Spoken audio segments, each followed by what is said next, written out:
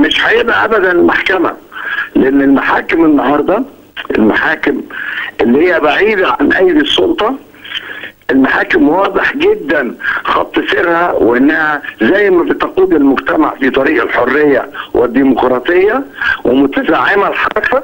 المحاكم برضو واضح جدا ان العداله هي القبله بتاعتها النهارده.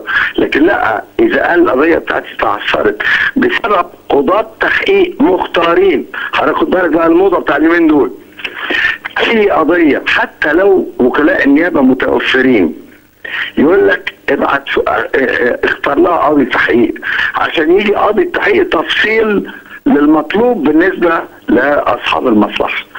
اذا انا حسيت بنوع من الظلم ليا، انا هطلب ايقاف التحقيق هنا وهرفق الاوراق الى ما عندما تم الوصول اليه، واستكفي بيه واصفره الحقه بحيث يخش بره المحكمه الدوليه.